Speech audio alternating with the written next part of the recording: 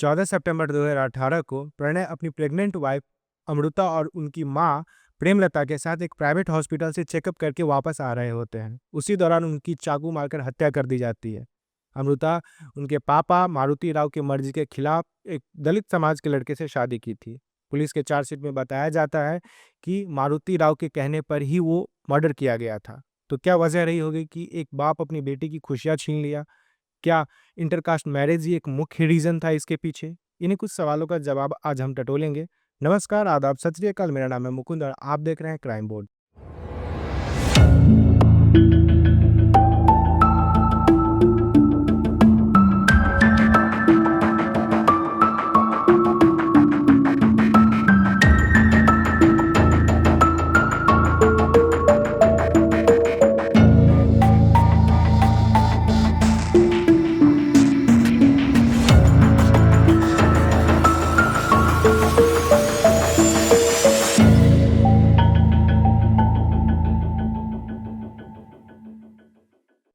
Honour killing की एक घटना तेलंगाना के नलगोंडा डिस्ट्रिक्ट में स्थित मिर्यालगुड्डा सिटी में हुई, जब प्रेग्नेंट अमृता अपने रेगुलर चेकअप करवाकर अपने हस्बैंड और अपनी मां के साथ बाहर निकल रही थी। तभी सुभाष कुमार शर्मा नाम का एक व्यक्ति पीछे से आकर प्रणय की गर्दन पर जोर से चाकू मारता है, जिससे प्रणय गिर जाता है। फिर गिरने के बाद शर्मा उसकी सीने और गले पर जोर जोर से चाकू मारता है, जिससे प्रणय की मौके पर मौत हो जाती है। पुलिस की जांच में कुछ लोगों को गिरफ्तार किया जाता है, जिसमें अमृता के पापा मारुति राव समेत 6 अन्य लोग रहते हैं। जब पुलिस अमृता से पूछताछ के लिए जाती है, तब अमृता सबसे पहला नाम जो लेती है वो मारुति राव का रहता है, क्योंकि उसका कहना रहता है कि मारुति राव के अलावा कोई और नहीं है यहाँ जो उससे इतना नफरत करे कि उसकी मर्डर करवा दे। उसके नफरत के पीछे का कारण था इंटरकास्ट लव मैरिज प्रणय और अमृता का। दरअसल प्रणय और अमृता एक दूसरे को स्कूल के टाइम से जानते थे। वो लोग एक ही कॉलोनी में रहते थे।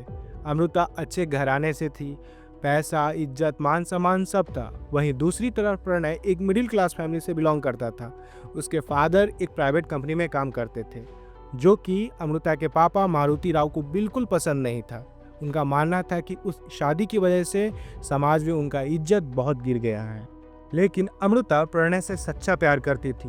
वैसे प्रणय को हमेशा ये फिक्र सताता रहता था कि उनका फ्यूचर कैसे होगा, कैसे वो एडजस्ट कर पाएगी। लेकिन इसके बावजूद भी अमृता हमेशा ये कहा करती थी कि सब ठीक हो जाएगा, मिलकर हम एक साथ सब कुछ कर लेंगे। फिर एक दिन वो 30 जनवरी 2018 को आर्य समाज में शादी कर लेते हैं, बिना किसी को बताए हुए। और फिर दोनों अपने अपने घर में एज यूजुअल रहना शुरू कर देते हैं। वो दोनों मिलकर डिसाइड करते हैं कि सही वक्त आने पे अपने अपने परिवार को ये शादी की बात बता देंगे। लेकिन अचानक एक दिन मारुति राव को इस बात की जानकारी हो जाती है कि उनकी बेटी ने शादी कर ली है, वो भी दलित कास्ट के लड़के से। ये सुन के उनका होश उड़ जाता है।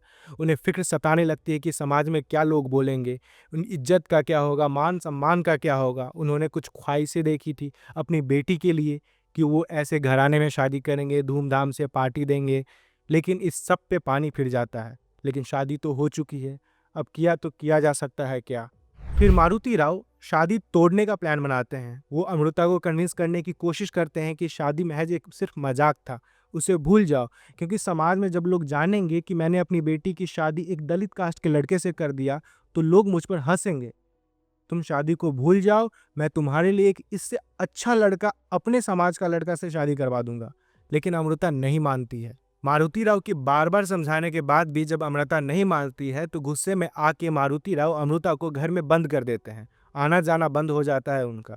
लेकिन एक दिन मौका मिलने के साथ ही अमृता घर से भाग जाती है, और भागने के बाद प्रणय और अमृता एक साथ रहना शुरू कर देते हैं।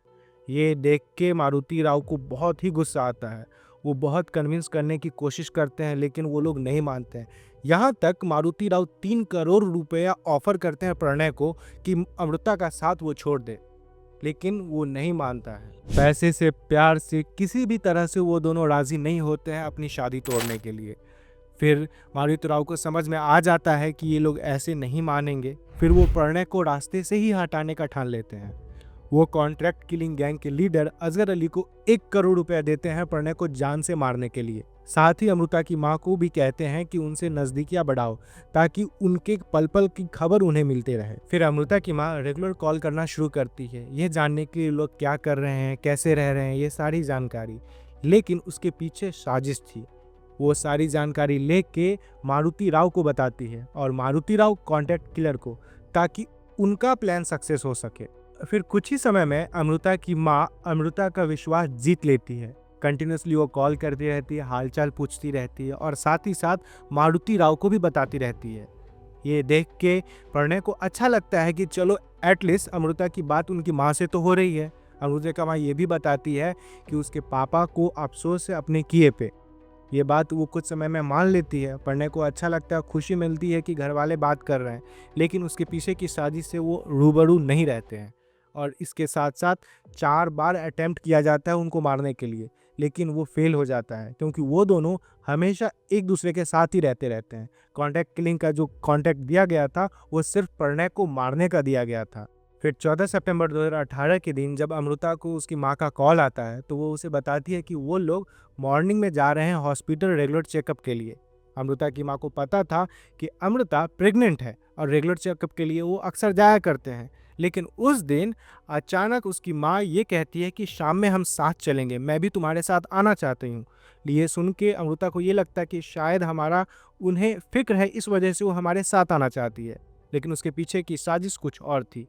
अमृता की माँ मारुति राव को पल पल की जानकारी देना चाहती थी और वो जानकारी मारुति राव हत्यारे को देना चाहते थे, क्योंकि 4 बार उनका जो मर्डर अटेम्प्ट था वो फेल हो चुका था, जिसके कारण अजहर अली 15 लाख रुपए सुभाष शर्मा को देते हैं डायरेक्ट मर्डर करने के लिए, क्योंकि पहले उनका जो प्लान था वो किडनैपिंग का था और उसके बाद वो मर्डर करने का प्लान सोचे थे, लेकिन कंटिन्यूअसली बार बार जो है वो उनका प्लान फेल हो रहा था। तो 14 सितंबर के शाम में जब वो तीनों हॉस्पिटल पहुंचते हैं, प्रणय, अमृता और अमृता की माँ, तब उनका पीछा करता हुआ सुभाष शर्मा भी आता है, क्योंकि उसे हर पल की खबर मिलती रहती है। हॉस्पिटल पहुंचने के बाद वो अंदर चेकअप के लिए जाते हैं और बाहर सुभाष शर्मा उनका इंतजार करने के लिए बैठ जाता है। चेकअप होने के बाद जब वो तीनों बाहर निकलते हैं तो आगे बढ़ने के साथ साथ उनका पीछा करना फिर से सुभाष शर्मा शुरू करता है और दौड़ता हुआ जाता है और प्रणय के गर्दन पे जोर से चाकू मारता है, जिससे प्रणय नीचे गिर जाता है। नीचे गिरने के साथ साथ वो उसके सीने पर बैठ के कंटिन्यूअसली 2-3 बार जोर जोर से चाकू मारता है। उस दौरान अमृता बचाने की कोशिश करती है लेकिन बचा नहीं पाती है, क्योंकि हमला इतना तेज हुआ था कि प्रणय को खुद संभलने का मौका नहीं मिला। प्रणय की मौके पे ही मौत हो जाती है और अमृता की जो माँ थी वहाँ पे शॉक होने का नाटक करती है, जबकि उन्हें सब कुछ पता था। और उसी दौरान मारुति राव कलेक्टर ऑफिस में मीटिंग कर रहे होते हैं जानबूझ के, क्योंकि उन पे पहला शक ना जाए।